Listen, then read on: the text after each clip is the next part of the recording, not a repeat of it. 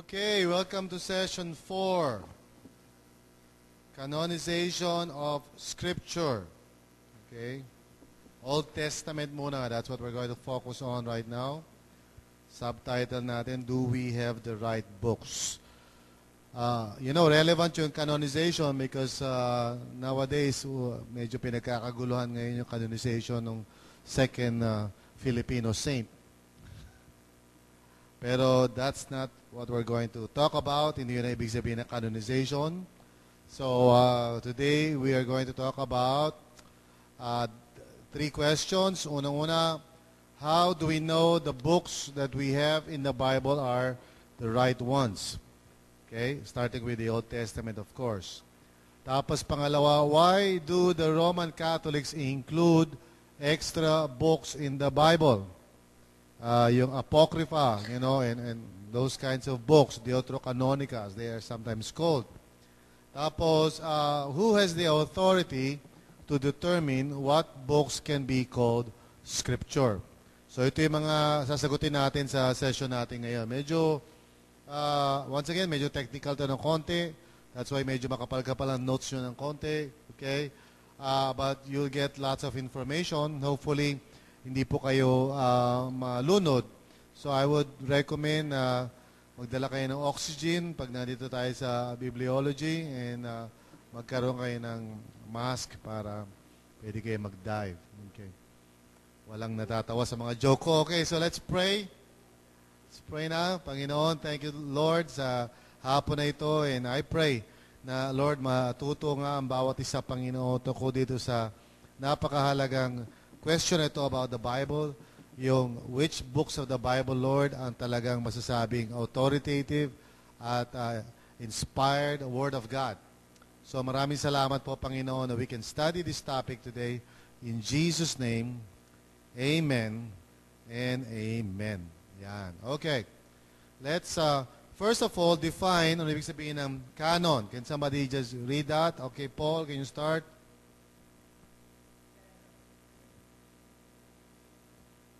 Canon, literally, rule or measuring rod. Literally, okay. Rule or measuring rod. Measuring rod. A measuring rod. Okay. Refers to the accepted books of the Old Testament and to the Old and New Testaments. Okay. So canon refers to the rule or measuring rod, yung pag sinusukat mo ang isang bagay. So it has come to be understood to mean yung mga books na itinuturing na inspired Word of God. Today, among the Catholics, pag sinabi mong canon, meron pa ibang ibig sabihin yan. Katulad halimbawa ng pag-canonize ng santo. Okay? So, first of all, let's just to clarify a few things muna. Let's talk about some fables or mga bagay na hindi naman talaga totoo concerning the canon, okay? First of all, age determines canonicity. Age determines canonicity. Now, ibig sabihin, kung matanda na yung document, then it follows na dapat isama sa canon. Well, that's not really true, okay? Dahil maraming mga bagay na in terms of age, ay mga lumang dokumento, pero it did not end up in the canon. Okay? Hindi yun ang basihan kung ano yung mapapasama sa Bible natin. Yung tinatawag natin Old Testament, New Testament. Pangalawa, language determines canonicity. Ibig sabihin nito, kung ito ay nakasulat sa Greek o Hebrew, siguro dapat isali natin ito sa Bible natin. Again, doesn't follow, hindi yun ang basihan nun. Okay? Just because nakasulat sa Greek yan o Hebrew. Yung mga kulto na mga grupo tulad halimbawa ng Jehovah's Witnesses, ina-argue nila na yung libro nila is dapat kilalanin kasi it was written in Hebrew at nanggaling mismo kay Angel Moroni. Okay? So, yung mga tao na yon ay naniniwala nga doon sa ganong klaseng prinsipyo which we disagree just because Hebrew yan, kung totoo mang Hebrew yan, which is of course hindi naman totoo Hebrew talaga yun. Pero yung mga, yung mga pogi na kumakatok sa mga pintuan, mga nakaputi sila, they don't really understand, okay? hindi basihan yung bagay na yun. Number 3, agreement with the other scriptures determine canonicity. Again, may mga writings na ba, Gospel of Judas o may pinalabas kailan lang yung pangalan nung palabas na yun, yung parang pinalalabas na may asawa si Jesus, Da Vinci Code, okay? So may mga supposedly may mga ibang writings that tend to prove na ganun nga yung nangyari, but may mga quotation ng scripture dyan. Kasi nung araw, ng panahon ng mga apostles or even earlier than that, siyempre mayroong mga tinatawag na spurious writings. How do you spell that? S-P-U-R-I-O-U-S. Spurious writings. Ibig sabihin, mga nagpapanggap na mga letters or whatever, na sinulat daw ni Peter, na sinulat daw ni ganito. So may mga ganong bagay So, hindi porket may nagkino-quote na verse, nangangahulugan na yung document na yon ay galing kay Lord o inspired by God. Remember, pinag-usapan natin dito, ano ba yung mga libro na pwedeng isama doon sa Old and New Testament canon natin, na masasabi natin na basihan ng pananampalataya. Another false assumption is that religious value determines canonicity. Ano ibig sabihin ng religious value? Pag binabasa mo, parang na-encourage ka, parang kinikilabutan ka. Pag binabasa mo, parang feeling mo, nangungusap sa'yo si Lord. Hindi pwedeng basihan yon. Okay? Kasi, kahit ano naman, pwede mong basahin. Mabasa ka ng Mills and Bones, baka kinikilabutan ka rin, di ba? O nagbabasa ka ng, whatever book that is. Alam ko, yung isang young person, talagang mahilig magbasa ng libro, tuwing magbabasa siya ng libro, talagang excited siya. Feeling niya, parang talagang nangungusap na sa kanya yung libro na yan. Okay? Pero, hindi na pala. Now, number 5. An inspired religious authority determines canonicity. Ano ibig sabihin nun? Well, it means na somebody na kilala natin, like maybe si Paul, for example, may mga sinulat si Paul for you don't understand this, Pag binasa mo 1 Corinthians at 2 Corinthians, you will discover na merong nauna sa 1 Corinthians at may nauna sa 2 Corinthians. So in effect, ang tinatawag natin 1 and 2 Corinthians, kung tutusin, 2 and 4 Corinthians yun. So may sinulat si Paul na 1 Corinthians. Pero hindi nag-end up sa canon. Bagamat si Paul yung nagsulat. At binabanggit niya yun sa 1 Corinthians. Sinasabi niya, in my former letter. Okay? Wala tayong hawak nun. Ganon din naman yung sa 2 Corinthians, may binabanggit siya na difficult letter na sinulat niya. Which is parang sinulat niya yun in between the 1st and the 2 Corinthians ang meron tayo. Again, wala tayong hawak ng ganon. So, just because sinulat ni Paul doesn't mean nakasama siya. Yung dalawang libro na yun na nawawala. It doesn't mean nakasama ito dun sa canon. Okay? So, number 6, if a prophet or apostle wrote it, it is canonical. Now again, you would read many scripture sa Old Testament and New Testament na lumalabas na, for example, si Isaiah wrote other things, o si Jeremiah wrote other things, o katulad sinabi ko, si Paul wrote other things. In fact, si Jesus mismo, sabi ni John, marami pa siya sinabing iba that were not written sa book of John. Sabi, si John mismo nagsabi, there were many other things that Jesus said and did which is not written in this book. Okay? Pero sabi niya, yung sinulat niya is sufficient for faith. Pero still, yung lumalabas na kahit na ba yung nagsulat o nagsalita ay sabihin natin prophet or apostle, it doesn't follow na kasama yon sa canon. Well, canon as we have it right now, kung ano meron tayo, 39 books, and then 27 books, 39 sa Old Testament, 27 sa New Testament. Okay? So, number 7, if it is quoted by Scripture, it is canonical.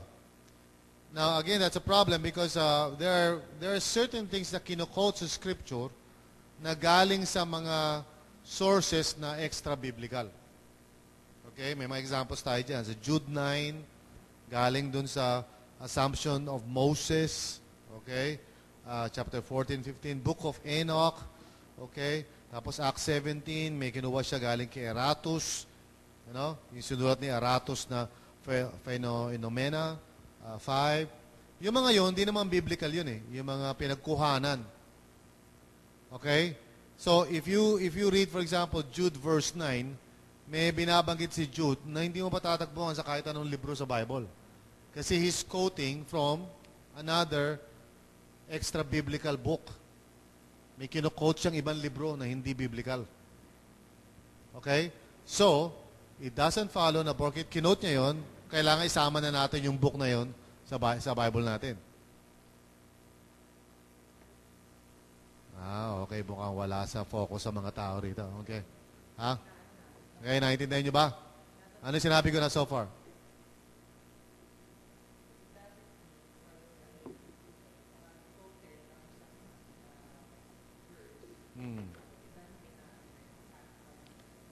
Okay. Pangwalo, inspiration determines canonicity. If it is inspired, it belongs in the canon. Inspired meaning, si Lord ang nagbigay ng inspirasyon doon sa tao na magsalita. Parang katulad din yan ng number 6. Hindi nangangahulugang ganon.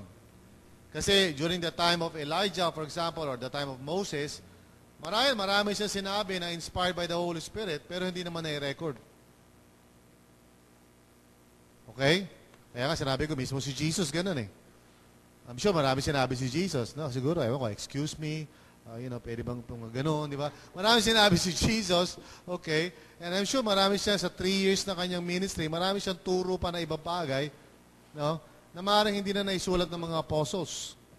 O hindi na pinaalala sa kanila ng Holy Spirit. Pero I'm sure, during the time na nagsasalita si Jesus, he was speaking as inspired.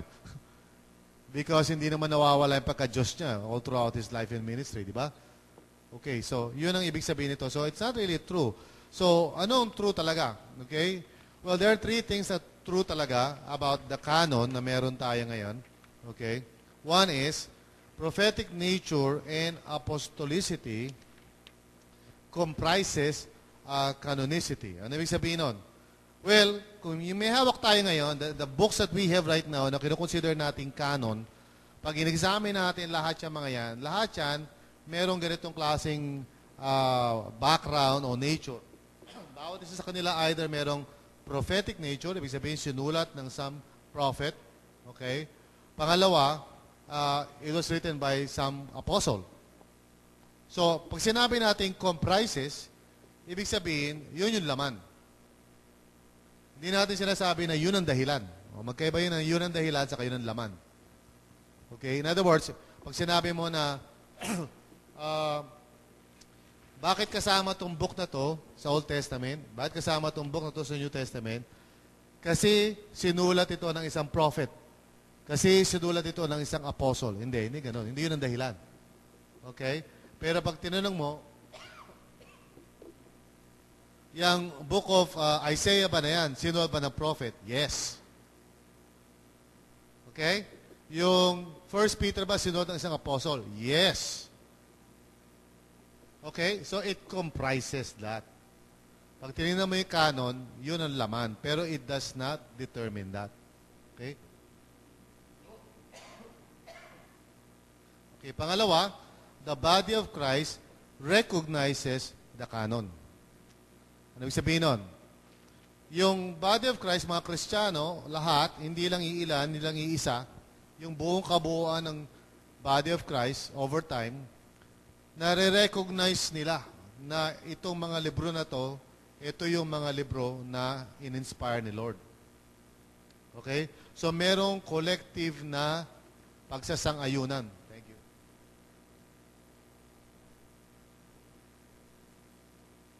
Now, again, recognizes. Okay? Tandaan niyo yung word na yon. Yun ang i-underline nyo. Hindi tayo ang nagsabi na canon ito. In other words, hindi tayo naupo sa isang lugar at sinabi natin na, okay walang basagan ng trip Ito ang gusto kong canon.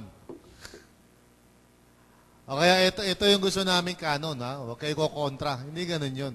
Hindi ganun ang ibig sabihin ng canon. Na parang tayo-tayo lang ang nagkasundo, tapos tayo-tayo lang ang nag-decide. Na-recognize lang. In other words, ni-recognize lang natin through some means, no, na ito nga mga libro na to ay gusto ni Lord na kasama sa canon. Okay? Sa paano yung proseso ng recognition, yun ang pag-uusapan natin today. Pero gusto ko malaman nyo na hindi tayo ang nag-decide ng canon. Mahalaga yon. Di ba? Parang ano kasi yan eh, parang kumbaga, kung let's say outsider ka, hindi ka Christian, sabihin sa iyo, ay ba't yan ang Bible nyo? Ba't yan ang mga laman ng libro nyo? Hindi natin pwede sagutin na, gusto namin pakialam nyo. hindi ganun ang sagot doon. Theologically, we're saying, ni-recognize lang natin. Pero ang tunay na canonicity, ang nagdi-determine yan, sino? God.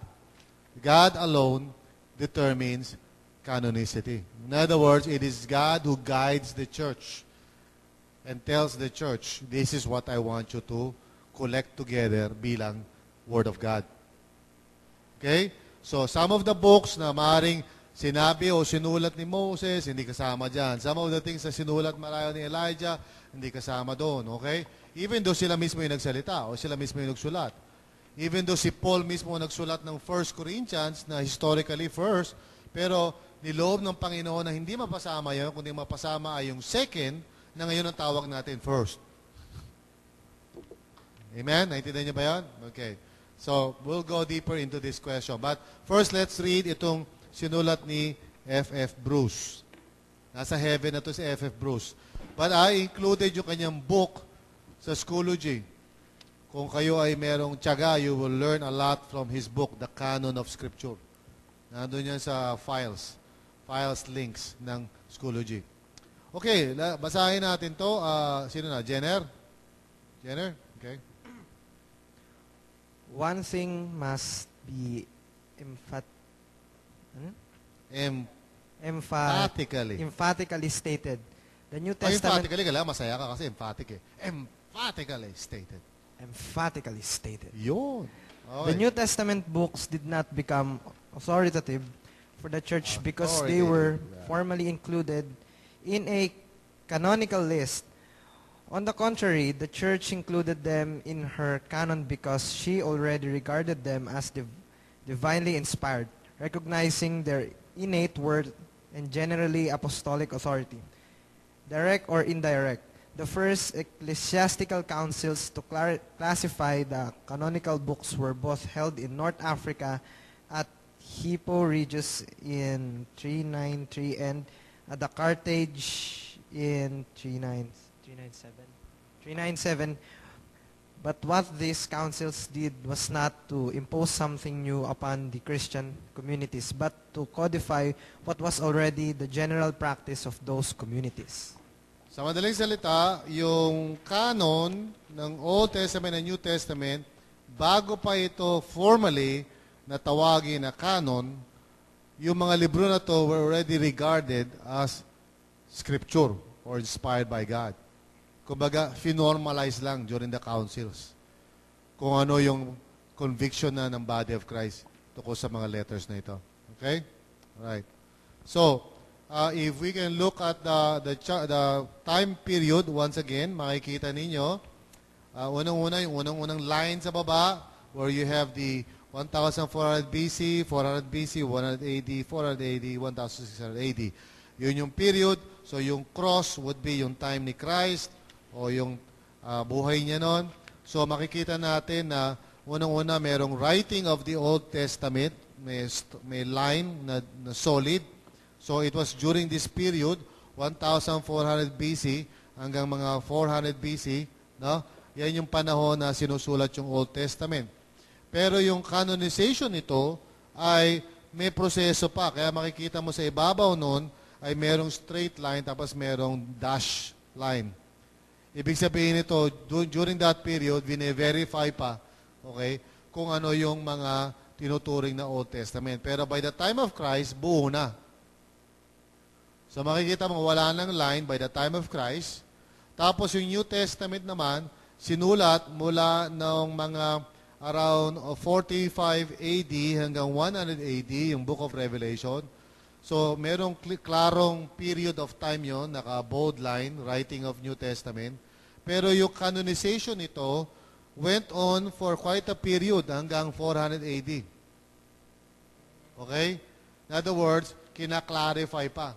Alin ba dun sa mga libro na yon ang ituturing na canon. So, yung mga nasa ibabaw na nakasulat ng parang mahirap basahin, maliban na lang ko itatabingin mo yung ulo mo, yun yung mga counts o yung mga periods of time na nagkaroon ng significant na decision tukol doon sa pag-determine ng canon. So, sa Old Testament, na-decide nyo nung sinulat yung Septuagint nung 300 to 150 BC. So, by that time, solido na yung canon. Okay? Tapos, nung Council of Jamnia naman, lalong na-solidify yung Hebrew canon. And that's important kasi nung AD 90, yan yung period na talagang nagkaroon na nakakaibahan ng Jew o Jewish religion at Christian religion. Now, bakit importante yun? Kasi prior to that time, ang Christianity was considered parang sekta ng Jewish religion.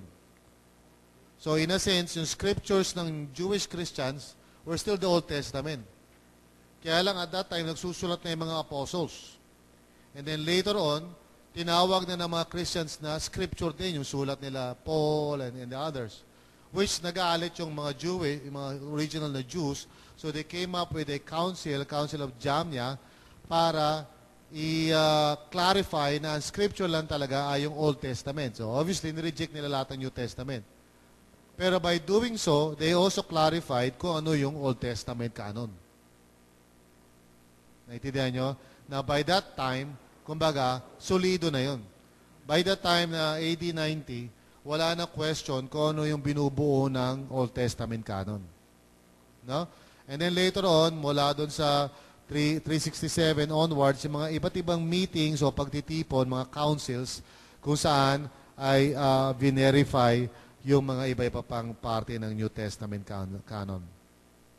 Na unusually, nung 1546 or 1546, nagkaroon ng Roman Catholic Council of Trent kung saan dineclare nila yung deuterocanonical books bilang parte ng canonical o canon. Ito ay in response to sa Reformation. Pero ang totoo niyan, nung 397, nung Council of Carthage, buo na yung New Testament canon. No? Pero nung 1546, inargue ng Roman Catholic Church na kasama ang deuterocanonical. Now, please understand, ang deuterocanonical ay may kinalaman lamang sa Old Testament, hindi sa New Testament. So, ang Catholic at ang Protestant, pareho lang ang New Testament natin. Nagkakaroon lang tayo ng pagkakaiba sa Old Testament. Kasi yung Old Testament nila may kasamang deuterocanonical. Na siyang inargue lang nila noong 1546. Bilang response kay Martin Luther. Okay? Do you follow that? Do you have any questions? Huh? I hope that's clear to you. Huh? Okay, let's talk about yung tripartite division of the Old Testament, which existed actually even during the time of Christ na. Ibig sabihin, nung dumating si Kristo, meron ng tinatawag na canon of the Old Testament. Makikita mo to sa actual words mismo ni Jesus na existing na to. Okay? So, halimbawa, sa Luke 16:17, okay, pakibasa mo yan, Swani. Luke 16, verse 17, "But it is easier for heaven and earth to pass away than for one stroke of a letter of the law to fail." So, yung the letter of the law clearly indicates na merong body of material na tinatawag na the law during the time ni Christ. Now, of course, yung the law is a shortcut for Old Testament. Pag sinabing law, it's the Old Testament. Okay? Again, sa Matthew 5:17, we hear of these two divisions naman. Let's read that. "Do not think that I came to abolish the law or the prophets. I did not come to abolish it. I abolished but to fulfill." Okay, take note na during the time of Christ, naiintindihan na ng mga tao at nung sasalita si Jesus, alam na ng mga tao kung ito tutukoy ni Jesus. Pag sinabing law and the prophets, alam na nila kung ano yung mga yun. Okay? Hindi ka na pwede magdagdag doon, magbawas doon, gano. Yun na yung parang ano. And then, pinaka-importante sa lahat, sa Luke 24, verse 44. Basahin natin yan. Now he said to them, These are my words which I spoke to you while I was still with you, that all things which are written about me in the law of Moses and the prophets and the Psalms must be fulfilled. Okay. So dito makikita nyo na yung mayroong tatlong divisions ang Old Testament. Okay? The law of Moses or the law, tapos the prophets, sometimes called the writings, okay? And then the Psalms, okay? Or the wisdom books, okay? So, yung Psalms, of course, hindi lang naman Psalms yun, kasama mga Proverbs doon in other wisdom books like Job and all of that, okay? So, nung panahon ni Jesus, obvious talaga na there was already a body, a collection of books na itinuturing na Scripture o Word of God. So, hindi ito something na parang didiscover lang natin later on, na parang naisip natin. Kundi, even during the time of Christ, meron na silang kinikilalang canon ng Old Testament. Now, let's talk about the 5 tests. Ito yung may kinalaman sa recognition ng church. How did we come to recognize? Kung ano nga ba yung dinetermine ni God na inspired? Okay? First of all, a question, does the New Testament attest to its authority? In other words, meron ba tayong pwedeng pagbasihan sa New Testament na nagsasabi na yung book na yon, sa Old Testament, ay kinikilala ng Scripture? Pangalawa, do extra-biblical Jewish writers affirm it? Okay? Pangatlo, is the book consistent with other revelations? Yan tinatawag na the analogy of Scripture. Kasi hindi pwede ma-confuse si Lord. Pag may sinabi siya sa isa, hindi niya pwedeng parang i-kontra yun sa another kind of book. So, kailangan may consistency yun. Pangapat, was it written by a prophet or someone of divine authority? And then, panlima, did Christ attest to its authority? Now, we're talking about yung recognition ng church sa canon. We're not talking about sino nag-determine ng canon. Hindi tayo nag-determine ng canon. Ito yung mga bagay na ginamit natin basihan to recognize alin ba yung dinedetermine ni God na canon. Okay? So, first of all, let's look at this one by one. Does the New Testament attest to its authority? Okay? Let's look at this verse. Okay? Pakibasa mo, Hannah. Luke chapter 24, verse 44. Now he said to them, These are my words which I spoke to you while I was still with you, that all things which are written about me in the law of Moses and the prophets and the Psalms must be fulfilled. Okay, read the other verse also. Ana, basahin mo rin yung other verse. Matthew chapter 7, verse 12. Therefore, however you want people to treat you, so treat them. For this is the law and the prophets. Okay. So, makikita natin na sa New Testament are actually speaking about that. For example, yung sa temptation ni Jesus, he quoted some scripture. Okay? So yun, that's another proof na kinukonsider yung kinote niya na yun as Word of God. Diba? Now, secondly, do extra-biblical Jewish writers affirm it? And one important writer is Josephus. So, let's read yung sinabi ni Josephus na medyo mahaba, pero tsagayin natin basahin yan. Okay? Let's go ahead, basahin natin, Laning. How firmly we have given credit to these books of our own nation is evident by what we do, for during so many ages as have already passed, no one has been so bold as either to add anything to them, to take anything from them, or to make any change in them.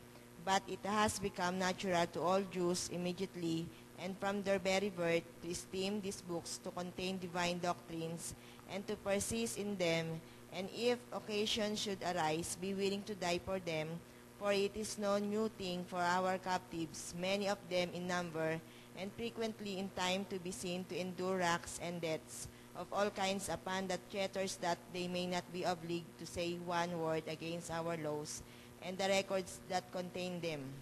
Okay, so as early as, panahon ni Josephus, which is a long time ago, okay, na ang mga Jews, they believed, in the scriptures. They're even willing to die for it. Again, there's another one here, Babylonian Talmud. Okay? Can we read that, Zell? After the latter prophets Haggai, Zechariah, and Malachi, the Holy Spirit departed from Israel. Okay. Itong mga quotations na ito ay galing sa mga extra biblical sources. Hindi ito sa Bible. Okay? So yung Babylonian Talmud, hindi yan Bible yan. History books yan sa labas. Now, si Philo, of course, also attests to a closed threefold division of the Old Testament. Okay? And then also sa Council of Jamnia. Basahin natin to. Paul? Council of Jamnia, AD 90. After the temple was destroyed in AD 70, the Sanhedrin was allowed by Rome to reconvene for purely spiritual reasons. At this council, the present OT books were reconfirmed officially. Okay. So, pinayagan ng Sanhedrin noong AD 90, 20 years after the destruction of Jerusalem, kasi nilusob ang Jerusalem ng Roman soldiers under the leadership of Titus. Okay? And then winasak nila yung buong Jerusalem. And so nawala na sa mapa bigla yung Israel because of that time. It was quite a massacre. Marami namatay dyan. And thankfully, marami Kristiyano nakalabas dyan because of a prophecy din na sinabi ni Mark na pag nakita na raw nila ng mga tao na surrounded na Jerusalem, they should leave. So, maraming Kristiyano sumunod sa prophecy na yun, they left. So, mga namassacre sa Jerusalem were mostly Jews. No? That happened in AD 70. Pero by AD 90, 20 years later, pinayagan sila na mag-convene for a council para lamang ma-determine kung ano yung tinatawag na Old Testament canon. Okay, that's the significance of that. Another basis is the book consistent with other revelation. So, two questions there. Does it contain any inconsistencies? And pangalawa, does it contain any contradictions? So, ito yung mga ginagawang proseso o basihan for determining kung ano ba ang tinuturing na inspired book of the Bible. Pangapat, was it written by a prophet or someone of divine authority? Again, this does not determine authority, no? We simply are recognizing kung ano yung inspired books of the Bible. Okay? And then panlima would be, did Christ attest to its authority? So let's read that. Jenner. Since Jesus is the Messiah, God in human flesh, He is the last word on all matters. He had the divine authority to endorse all Scripture, or only some of it. He universally affirmed all Scripture in every part as the divine Word of God. Okay, yun ang, para sa ating mga Kristiyano, yun ang pinaka-importante because of who Jesus is. Okay? Because Jesus is the Son of God, so pag sinabi niya o kinote niya isang Scripture, as Scripture, then we must believe that, di ba? As the Word of God. Kaya isa yun sa mga problema ngayon sa marami mga secular na universities, for example, na nagko-question ng, kunyari, yung Genesis account, yung Adam and Eve, na minsan itinuturo, kunyari sa UST, where I came from, I heard it personally sa mga professor ko sa theology, na yung Adam and Eve is just a myth. Ibig sabihin, hindi talaga nangyari ito, fairy tale lang ito, okay, na hindi naman talaga historically nangyari. Okay? And this is actually taught ngayon sa mga eskwelahan. Now, ang problem doon is that Jesus quoted that. And Jesus taught about marriage based on that. Sinabi ni Jesus, di ba, that what God has joined together, let no one put asunder. Ang basis doon is Genesis. So, pag tinuring mo na ng myth yun, then you're saying that Jesus lied. Na He was not telling the truth. Di ba? So, very significant yun. That's why sa mga liberal schools, may mga Bible school ngayon na gano'n na rin. May mga liberal Bible schools ngayon na nagtuturo na myth lang yung mga kwento tungkol sa flood, myth lang yung tungkol sa kwento ng ano. Hanapin mo lang yung spiritual lesson nito. Hindi mo na kailangan seryosohin yung historical value nito. Wala naman talagang Cain, wala naman talagang ganyan. Abel, yeah.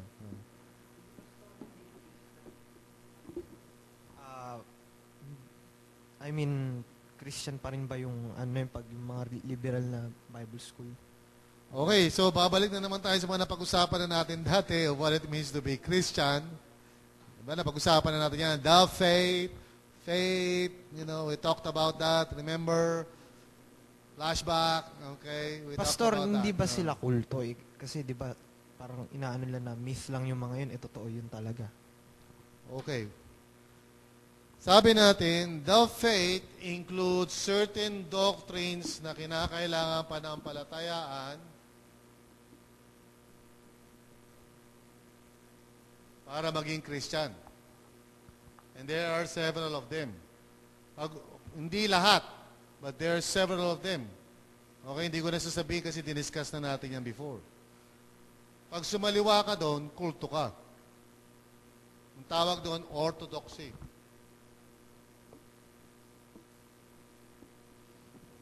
Okay? That's orthodoxy. Listen na, okay? Orthodoxy, the faith. A body of beliefs, sometimes called the tradition, di ba? That is passed on from generation to generation na dapat panampalatayaan mo. Okay? Now, there is what you call faith na walang article. Ito ang tawag dito is trust. Right? So, ang tunay na saving faith ay merong dalawang pisngi. Diba? Yung truth, saka yung trust.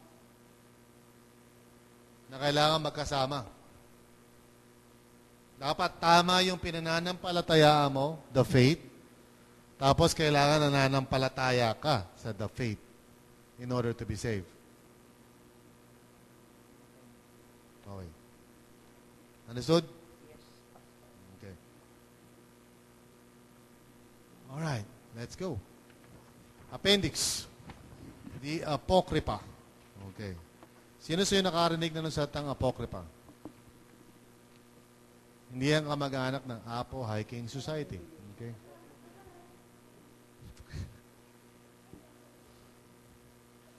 Ano ba yung Apocrypha? Sige, basahin natin. Swani. Literally, hidden writings. This describes the group of writings mostly written in Greek during the intertestamental period, 400 to 100 BC, that are contained in the Christian Septuagint and Latin Vulgate and accepted by Roman Catholics and some Eastern Orthodox as scripture, but rejected by Jews and evangelical Protestants. Okay. Now, Apocrypha, okay, refers to hidden writings. And sa paniniwala natin at paniniwala ng mga Jews, ang huling-huling inspired book is Malakay. So, nung sinulat yung Malakay, in between that period, mga 400 years yan or so. Okay? Bago dumating si John the Baptist. So, during that period, walang sinusulat na inspired book. However, it was during this period naglabasan yung mga writings na yan. So, ang tawag dyan ay Apocrypha. However, ayaw ng Catholics na tinatawag yan na Apocrypha. Mas pumapayag silang tawagin niya na Deuterocanonica. Okay? O yung tinatawag na second canon. Kasi yung Deuteronomy means second. Parang Deuteronomy. Second law. Nomi is law. Nomos. So, Deuteronomy is second law. Deuterocanonical is second canon. Okay? Yan ang term dyan. So, pag may kausap kayong Catholic, huwag nyo sabihin Apocrypha. Huwag nyo sabihin, ba't yung tinatanggap yung Apocrypha? So, that's insulting sa kanila. Hindi Apocrypha yun. Ha? Siyempre, naku-question yung pagiging parte ng canon eh. Ayaw nila ng ganun eh. Kasi nga, mayroong Council of Trent eh, di ba? Okay. Now, key terms natin dito, first is yung tinatawag na proto-canonical o yung tinatawag na first canon. Okay, in contrast to the deuterocanonical books. Tapos yung tinatawag na pseudepigrapha. Pseudepigrapha. So ito naman yung mga rejected books. pseudepigrapha. Iba pa ang pseudepigrapha sa apocrypha. Pseudepigrapha ay yung mga libro na hindi tinuturing ng kahit sino, whether Catholic or Protestant, as being inspired. Yung mga tinatawag na the Apocalypse of Peter, Gospel of Judas.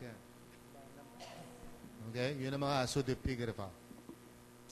Pero yung apocrypha, nakalagay sa loob ng Bible yon ng Catholic. Okay? So, let's look at the chart. Okay? You can see that from your chart na yung Greek Orthodox version ng Deuterocanonical, saka yung Roman Catholic version, Protestant version, magkakaiba ng laman. May mga parehas, pero may mga kakaibahan din. Okay?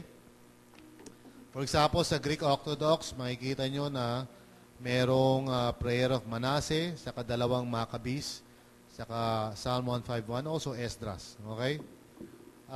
Samantalang yung sa Catholic wala noon. Tapos sa Protestant Apocrypha, kasi meron din mga Protestant na denominations na ini-include nila itong mga books na to, pero hindi nila itinuturing na inspired. Tinatawag nilang history books. Okay? Or literature books. So inaaral lang ito, itong mga libro na ito, for the purpose of knowing the background or the history during that time. Pero hindi siya inaaral o kino-quote bilang scripture. Okay? So some Protestants actually have these books in their Bible. No? May mga denominations na ganyan. Pero we don't believe, of course, na scripture yan. So main difference natin between Roman Catholic and Protestant is that yung kanilang Deuterocanonical is considered scripture. Pwede silang mag-quote doon para magturo. Kaya yung tinatawag na yung pinupuntahan ng patay, purgatory, ay dyan nila kinukuha sa Deuterocanonical bilang basehan ng doctrine na yun. Pero tayo, bagamat mayroong mga denominations among the Protestants na ina-accept ang Apocrypha, pero hindi pa rin ina-accept bilang Scripture. Okay. So, ang mga categories ng, ng dito canonical books ay tatlo: historical, religious, saka wisdom. Historical means na actually record to na actual na nangyari. Yung first Maccabees, saka second Maccabees. Nire-record dito galing information natin tungkol sa Maccabean Revolt na nangyari bago dumating si John the Baptist. It happened during that time na 400 to 100 BC. So nagkaroon ng revolt kung saan nilusob ang Jerusalem, may pumunta si Epiphanes IV, nag-sacrifice ng baboy sa temple. All of those information malalaman natin before, during this time pala, Maccabees. So importante yung Maccabees for history. Okay? So, one of the things na pwede niyong gawin para malaman niyo yung background ng New Testament bago dumating si Christ is to read Maccabees para malaman niyo na kung ano nangyari noon. So, hindi naman nakakatakot basahin ng Maccabees. Huwag niyo lang i-quote na parang scripture. Kung hindi babasahin niyo lang parang history books.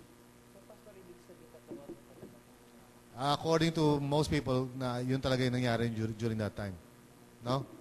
Okay. Now, yung religious naman would be some books na medyo historically questionable. Okay? Kasi, katulad halimbawa ng Bell and the Dragon, alam naman natin walang dragon, maliban na lang na Dragon Ball Z, di ba? But walang dragon.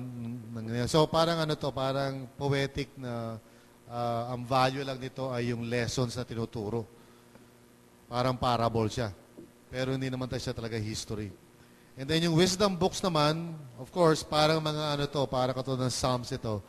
Pero again, ang pinaka-value nito is para malaman lang natin kung ano ang status ng spirituality ng mga Hudyo during this time or during this period. Para malaman natin kung ano ang faith nila during that time. Pero again, hindi siya pwedeng gamiting scripture. However, let's read some arguments for its inclusion. So, merong mga Catholics, of course, who would argue na dapat isama ito sa canon. Ito mga libro na to. Unang dahilan nila ay ito. Okay? Let's read that.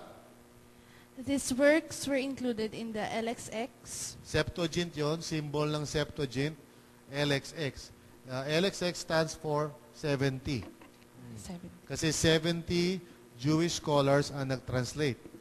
Sabi nila in 70 days, which is of course joke lang yun. Hindi verified yun. Pero ginasabi ng ibang mga tao, 70 scholars in 70 days. Okay, go ahead. BC 300 to 150, from which the New Testament writers often quoted. Paul quoted from the 70 many times. It was Septuagint, which is the Greek translation of the Hebrew Bible. Septuagint, 70. Okay, Septuagint. Paul quoted from the... Kasi yung mga Hudyo yung Hudyo during that time, hindi na sila makabasa ng Hebrew eh. So nag-translate into Greek. Yung Hebrew Bible translate sa Greek. Ang tawag doon, Septuagint. Okay. Paul quoted from the Septuagint many times. It was the primary text for the author of Hebrews. So, may punto sila doon kasi yung Septuagint version, doon madalas nagko-quote yung mga New Testament writers when they're quoting the New Testament. When they're quoting the Old Testament, ginagamit nila ay yung Septuagint version. Why? Ba't natin alam yon? Kasi sa Greek text, makukompare natin yung sinulat nilang Greek quotation dun sa Septuagint quotation. And they are the same. Kasi yung Hebrew, the original Hebrew would be different. So, kaya alam natin na nagko-quote sila from Septuagint. Alright? Kasi nung time nila Jesus and the apostles, ang Bible na ng mga tao na umiiral noon, ng mga scrolls noon, Septuagint na. Ilan na lang nakakabasa ng Hebrew Bible, yung matatandang Hudyo. Parang kumbaga sa atin, yung mga Pilipino, di ba? Ngayon, halimbawa, mga estudyante ngayon, hindi na masyado marunong mag-Tagalog, di ba? Nagpupumilit mag-Ingles. Hindi marunong mag-Ingles, pero nagpupumilit mag-Ingles. Tapos, hindi marunong magbasa ng Tagalog, hindi marunong magsalita ng Tagalog. Okay? Ang marunong lang matatanda. No? Okay. Tama ba yung illustration na yun? Okay, parang ganun. Okay. Hindi, sa totoo lang, medyo nakakalungkot nga yun eh. I'll harp on that. Ano? Medyo, para sa akin kasi, okay lang o dapat lang na matuto ka mag-Ingles. Dapat lang na mahusay ka mag-Ingles kasi that gives you plenty of opportunities para mag-communicate beyond our culture. Pero, nakakalungkot naman kung yung sarili mong lingwahe, hindi mo kaya sabihin. Kung hindi mo kaya magsalita ng diretsong Tagalog, may problema ka. Pilipino ka eh. Okay? So, ano lang yun, medyo I'm harping on that. Kasi, nababurden ako dun eh. Sa akin kasi, mag-English ka, mag-English. We should learn how to speak English whenever necessary, and we should not be afraid, and we should be able to speak fluently. Pero dapat marunong tayo mag-Tagalog. Kahit anong oras. Okay. Sige. Ulit tayo. Sige, basahin natin yan. Okay. Okay, basahin natin yan. Nabiburden ako eh. Nabiburden. Okay. Ito na dapat talaga ako. Deuterocanonical works were found among the Dead Sea Scrolls. These evidences an early acceptance of the Deuterocanonical books. Okay, sana namang ebidensya. May punto rin yun. Totoo naman kasi yun. Dahil yung na-discover nilang mga Dead Sea Scrolls, which we talked about it last week, mahalagang basihan ng Old Testament, transmission, di ba? Ay sabi nila, nandun contained doon sa mga, jars, nandun yung mga Deuterocanonical books sa loob. So, ano gagawin natin dyan, di ba? They have a point there, okay? So, pangatlo, right? Let's read that. Early Christians reflect some knowledge of the Deuterocanonical books. Okay, so may mga ebidensya din tayo sa early church. No, sila Irenaeus, Polycarp, yung mga tao na yun. Kilalanin niyo, mga importante yun. Kaya pa nagkaroon tayo ng course church history. Mag-enroll kayo para makilala niyo sino yung mga ninuno natin as far as the faith is concerned. Hindi lang si Andres Bonifacio at Lapu-Lapu, mga ninuno natin. We have to go back doon sa mga early church kasi may kinalaman yan sa faith natin. Okay? And then number 4, Let's read. Certain early church fathers used the words authoritatively, sometimes even quoting them as scripture. Yun, mas mabigat na ebidensya. Sino-sino yan? Clement of Alexandria, Tobit, Sirach, Wisdom, Sirach, and Wisdom. Sirach. Origen, Epistle of Jeremiah, and Irenaeus, Wisdom. Okay. So, ibig sabihin, itong mga church fathers na to ay nagko-quote dito sa mga deuterocanonical books na ito na para bagang ang dating parang scripture. Yun. So, yun ang argument ng mga Catholics. Ba't sinasabi na dapat isama yan? And then, number 5. Many official church councils included it as part of the accepted canon of Scripture. Alright. So, halimbawa dyan, yung Council of Rome, 382, Carthage, 393, Hippo, 397. Okay? Hindi yan yung matabang parang animal, lugar yan. Okay. So, number 6. Martin Luther presumptuously deleted it from the canon in the 16th century because it contained elements of theology that he did not agree with. Okay, isa ito sa mga strongest argument nila, which of course is not really true, pero nevertheless, makakarinig ka nito. If you're talking to a Catholic, one of the things he would say, binawasan nyo yung Bible eh. Yan ang argument nila. Binawasan nyo yung Bible eh. What do you mean? Tinanggal nyo yung deuterocanonical eh. At kaya nyo lang tinanggal yan kasi ayaw nyo yung tinuturo dyan. Of course, they're referring to Martin Luther. No? Kasi disagree daw si Martin Luther, so tinanggal niya yung deuterocanonical books. Okay. Alright? So we should know these things para alam natin pag may kausap tayo kung saan nanggagaling yung kanilang mga arguments dyan. Okay? So, let's respond to this, okay? Unang-una, okay. It is disputed whether or not these books were included in the Septuagint for many reasons. Okay? Una, the earliest copies of the Septuagint that we have are Christian in origin and were not copied until the 4th century. It is hard to tell if the original Alexandrian Jews had this wider canon. Ang point nito is that yung meron tayong Septuagint, okay, na sinasabi natin, pero ito ay copied, no, from the earliest, and hindi natin alam kung ano itsura nung time na yon, kung ano itsura nung canon talaga ng Septuagint during the time of the Alexandrian Jews, okay, or Jews from Alexander, lugar yung Alexander. Tapos, the 3 extant copies of the Septuagint do not agree concerning the canon. Ibig sabihin, iba-iba laman nila. Hindi lahat sila ay pare-pareho ng number of books na nilalaman. Some copies merong Deuterocanonica, some walang Deuterocanonica. So, it cannot be argued na yung Septuagint at that time ay may kasamang Deuterocanonica. Okay? Now, may chart tayo diyan, medyo masalimot na chart yan. But yan yung ibig sabihin, hindi lahat nag-agree, hindi lahat ng yung mga nasa ibabaw na kulay medyo madilim, Codex Vaticanus, Codex Sinaiticus, Codex Alexandrinus, etc., etc., yun yung mga kopya ng Septuagint na available. Na hindi lahat sila naglalaman ng pare-parehong laman. Gets yan? Alright. So, hindi pare-pareho ang laman. Mahirap na natin examinin lahat yan. Marami yan. Okay? Pero just for your information lang. Now, pakibasa natin to si Philo. Hindi to Pilosopo Tasio, di ba? Philo. Oh. Philo, a 1st century Jewish scholar in Alexandria who used the Septuagint extensively, did not mention the Apocrypha even though he commented on virtually all the proto-canonical books.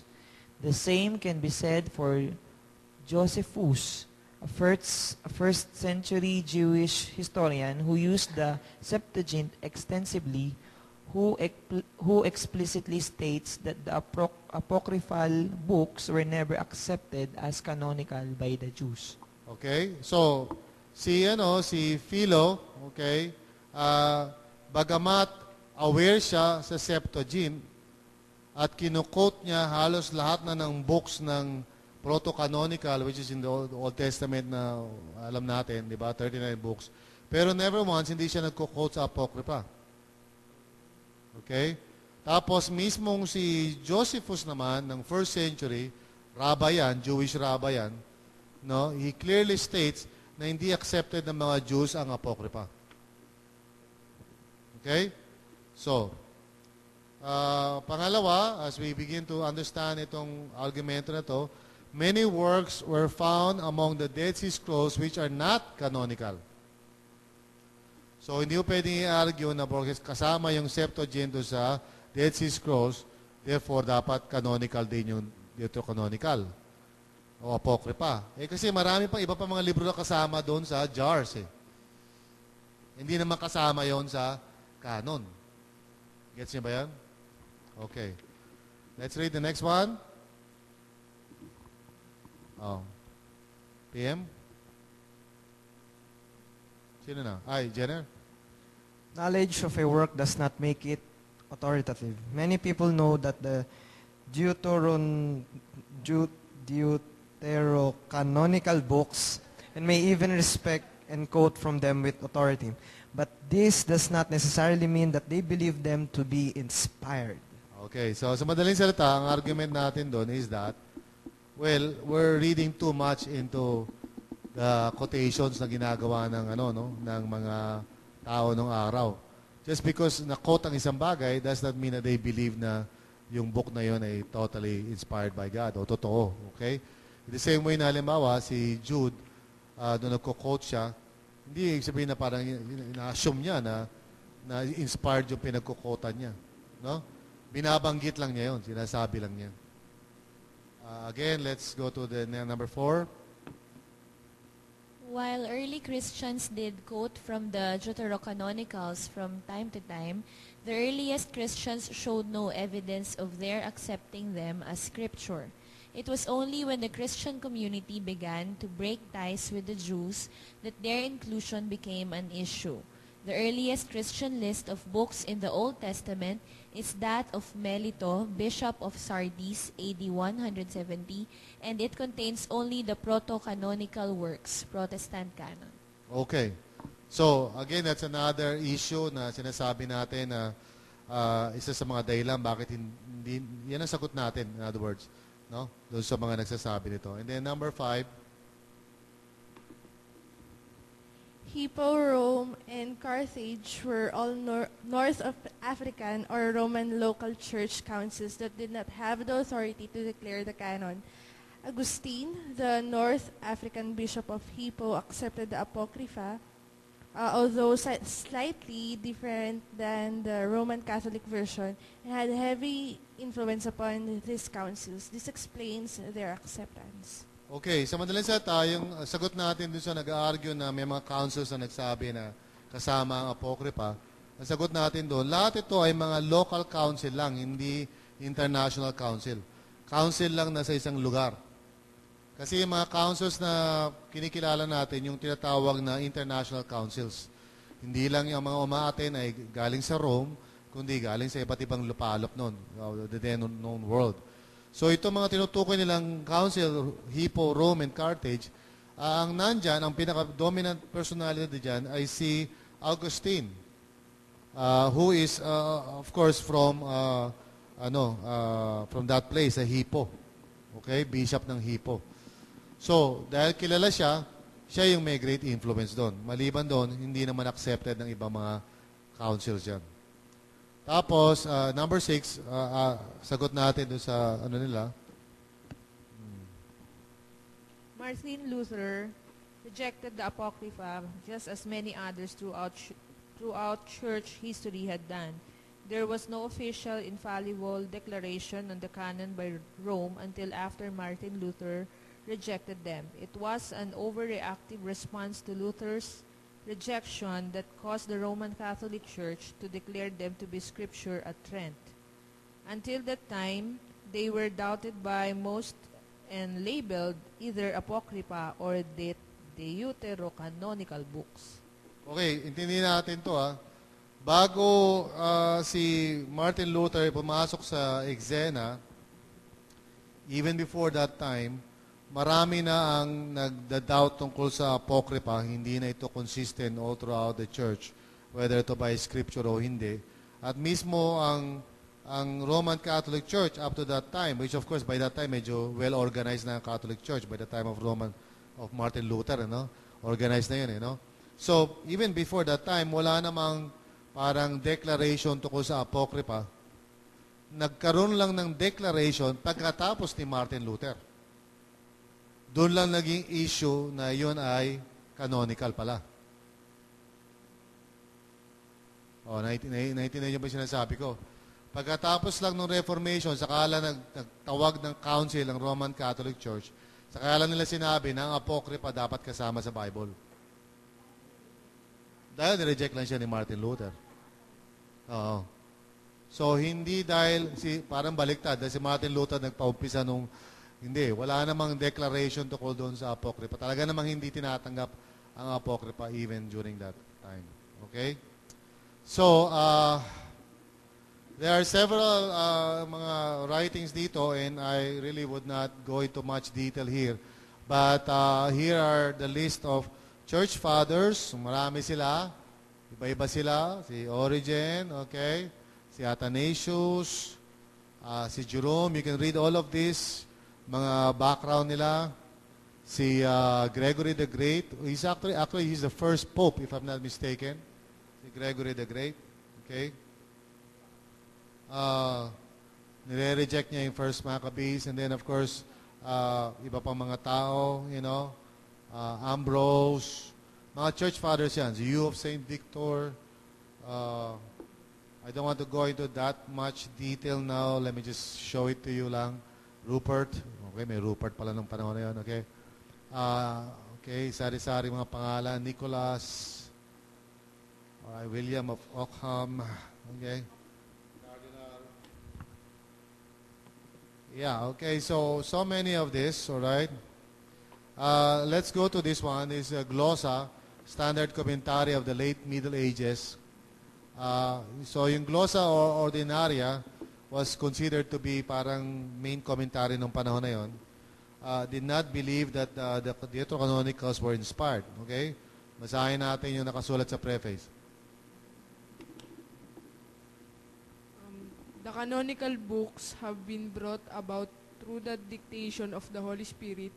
It is not known, however, at which time or by which authors the non-canonical or apocryphal books were produced, since, nevertheless, they are very good and useful, and nothing is found in them which contradicts the canonical books. The Church reads them and permits them to be read by the faithful for devotion and edification. Their authority, however, is not considered adequate for providing those things which come into doubt or contention, or for confirming the authority of ecclesiastical dogma, as Blessed Jerome states in his prologue to Judith and to the books of Solomon. But the canonical books are of such authority that whatever is contained therein is held to be true firmly and undisputably, and likewise that which is clearly demonstrated from them. Okay, so lahat yan, bago pa kay Martin Luther yung mga yan. Okay? So may ganyan ng mga conviction sa mga tao about the Apocrypha. So, arguments natin, as if di pa tayo kontento doon, we have arguments for their exclusion. Okay? So, number one, let's read that. Argument for exclusion. The New Testament never directly quotes from any apocryphal book as scripture with the common designation, it is written.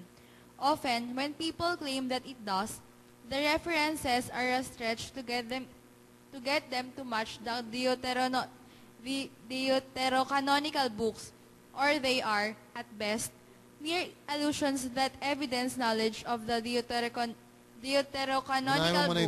Deuterocanonical. Deuterocanonical books. If there are genuine allusions to certain deuterocanonical Huwag mo ituloy-tuloy. Deuterocanonical. Ay, Diyos ko po. Joke lang. Deuterocanonical books. This does not mean that the writer believed them to be inspired any more than Paul's quotation of Aratus in Acts chapter 17, verse 28, means that he believed phenomena was part of the canon. Okay na yun. Pagod ka na no? So, tayo, we exclude this kasi kahit na ba kinu-quote siya, hindi naman siya kinu-quote the way na usually kinu-quote ang Old Testament. Pag kinu-quote ang Old Testament, ganito lagi ang formula. It is written. Okay? Pag apocrypha, hindi. No, hindi ganun ang pag-quote. Okay. Now, next. Number 2. The Palestinian Jews never accepted the Deuterocanonical books. Yun. This was the key argument for the reformers. The basic idea is that if Christ did not recognize them, they are not canonical. Josephus, a primary Jewish historian, plainly writes about the accepted canon of his day, which is the same as the current Protestant canon. He makes no mention of the Apocrypha and does not hint at a canon controversy in his day. The Talmud makes a similar point after the latter prophets Haggai, Zechariah, and Malachi. The Holy Spirit departed from Israel. Philo, who lived in Alexandria in the 1st century, did not accept the Apocrypha either. Okay, di ba? So, yan, malinaw yan. Kasi lalo na ito kay Christ, ano? Kasi hindi in-accept ni Christ, so para sa atin, we are not going to accept that. Okay, number 3. From a Protestant perspective, there are significant theological and historical inaccuracies in the Deuterocanonical books. Example, work-based salvation, Tobit 12 verse 19, cruelty, Sirach 22 verse 3, 42 verse 14, doctrine of purgatory, 2 Maccabees 12 verse 41 to 45. What is more, these books have historical errors. It is claimed that Tobit was alive when the Assyrians conquered Israel in 722 BC, and also when Jeroboam revolted against Judah in 931 BC, which would make him at least 209 years old. Yet, according to the account, he died when he was only 158 years. The book of Judith speaks of Nebuchadnezzar reigning in Nineveh instead of Babylon. Okay. So, meron mga historical inaccuracies, no? Hindi eksakto yung mga information. Number 4.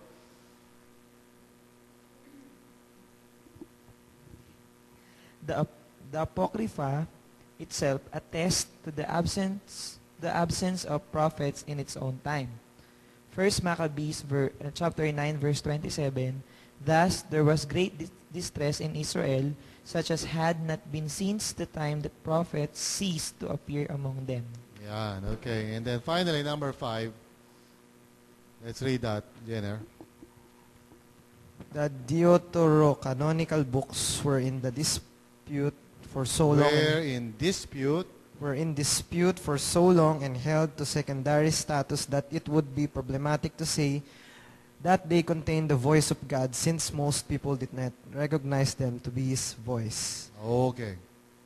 So basically, sabi sa John 10:27, my sheep listen to my voice and I know them and they follow me. Okay?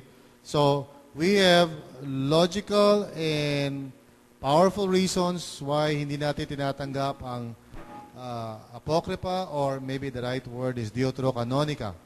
At para wag kayo nabubulol, sabihin nyo muna Deuterocanonica. O yun. Pag pinilisan mo ng hindi mo na masasabi yung mabubulol ka na. Okay? Deuterocanonica. Okay. So, next time you meet somebody na nag-argue na pinawasan natin ang Bible, huwag kayong ma-hyper, huwag kayong ma-high blood, huwag kayong magalit. Sabi mo, let's talk about it. Ano ba talaga yung actual facts niya? Okay? Because the truth is, hindi naman natin tinanggal, kundi simply we just recognize what everyone else has recognized, na kahit ng panahon pa ni Kristo, kahit nung nauna pa, hindi naman talaga tinatanggap ang apokrypha bilang scripture. Yes. Pastor, di ba po sa Catholic po, meron silang yung parang Gospels, yung yun na talaga. Ibig sabihin kasama ang Deuterocanonical books dun sa, di ba meron po sila yung parang liturgy po ba tawag doon? Yung isang buong taon na yun na yung araw-araw na nakaset. Binabasa? Yeah, definitely. Kasama siya. Kasama ang ano doon. Ang Deuterocanonica sa mga readings sa Mass. Okay. Kasi nga, basihan, scripture siya so basihan din siya ng teaching. Pwede ka rin magturo based doon sa mga libro na yun. So, we reject that. Pag tinuturo nila yun, truth din sa kanila. O siyempre, dahil tinuturing nila ang scripture yun. Pero, siyempre, hindi naman talaga truth yun. Pero hindi po detrimental to salvation. Well, detrimental sa salvation ng ibang mga katulad sa Tobit, yung work salvation na pinagtatrabahuhan mo, purgatory sa Maccabees, detrimental yun sa salvation. Kung paniniwalaan mo yung mga sinasabi ng mga libro na yun. Okay? Pero kung inaaral mo siya for historical study, kung ano nangyari noon, ano yung mga panahon noon, of course, you have to check it pa rin sa ibang mga history books. Kung ito tama yan kasi nga may mga inaccuracies. Pero gusto mong malaman yung cultural background bago dumating ang New Testament, kung gusto mong malaman kung anong religious climate noon, those are good books to read. Para lang malaman mo yung mga backgrounds. Pastor, meron bang sinabi si God sa Old Testament na hindi siya magsasalita for that particular, for those particular days? For example, revealed ba yun? Prophesized ba yun? Yung sinabi niya na hindi siya magsasalita for 400 years? Right now, hindi ko masagot yun. Wala akong naalaala na may sinabi si Lord na hindi siya magsasalita. Pero, yun nga, based on the testimony ng mga na there was a 400 year of silence. Tag 400 years of silence. Kasi Pastor, di ba, yung mga nag-claim din na during yung between years na yun, meron nagsasalita yung ikaan, yung mga ganun din bang? Yun nga. Pero hindi nga natin ino-honor yun. Yes, Zel. Pastor, bakit nung time na yon bakit po hindi nagsasalita si Lord or ba't nag-depart po yung Holy Spirit? Nung time na 400 years of silence? Opo. Hindi ko masasagot doon. Hindi ko rin alam. You must remember na nang bumalik ang Israel pagkatapos ng Persian, kasi tatlong era yan Assyrian captivity noong 722 BC, nung earlier pa pala. Tapos the Babylonian captivity, nung nahati yung Israel. And then there was Persia, no? Yung Persian captivity, no? So, by the time na nakabalik ang Israel sa lupa nila, nung time ni Cyprus, yun yung panahon ni Nehemiah, Esther, Nehemiah,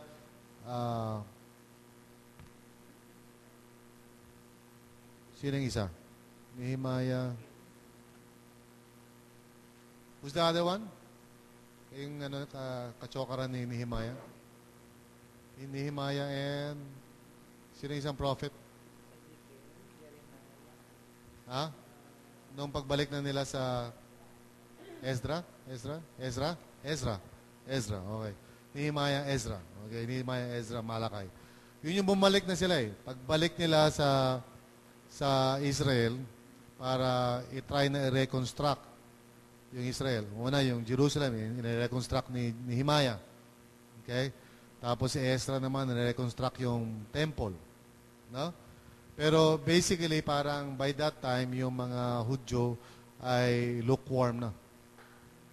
hindi na sila ganun ka-devoted sa Panginoon. And yun ay mga time na nag-prophesy na may darating. So 400 years yun na silence, and then nagsalita si John the Baptist sa wilderness. Behold. So, bakit hindi nagsalita si Lord during that time? Tatanong ko siguro pagdating ko sa heaven. Right now, hindi ko alam yung sagot. Okay. Alright? Yes, El. Pastor, yung sa yung readings natin, hindi po kasi in-explain dun kung yung sa Esther po, di ba po maraming kumukontra dun, pero hindi po na-explain kung di ba kasama na po siya ngayon sa libro natin. Ayun po, bakit? Hindi kompleto yung tanong mo, bakit kompleto mo? Parang po, di ba po yung Hebrews, wala pong writer siya, pero po siya, in-include po siya dun kasi pag binasa mo yung libro. Pero yung Book of Esther po, hindi po sinabi yung dahilan kung bakit siya kinokontra at saka bakit po siya in-include. Merong mga readings na gano'n. Merong mga articles tungkol doon sa Esther.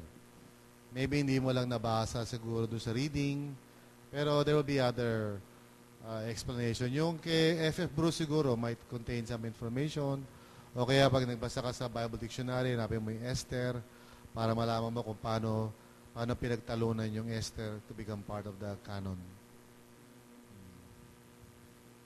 So yung mga ganun tanong, pwede ma-research yun. Pwede mahanap yung sagot doon. Ha? Alright. Okay, I think it's time for us to do our discussions. Let's close in prayer now. Dear Lord, maraming salamat po, Father, sa grace mo sa amin. Bagamat a bit technical itong pinag-usapan namin, Lord, but we do believe, Father, na importante ito at nakakatulong sa amin to become more certain about the books of the Bible that we have right now na itinuturing naming Word of God. So patuloy mo nga, Lord, palalimin ang aming convictions. Patuloy mong gawing solid po, Lord God, ang aming convictions, Lord, that the Word of God is truly inspired at ito ay binigay mo sa aming Panginoon for our salvation, Lord God. Salamat po, Panginoon. In Jesus' name, amen. Amen.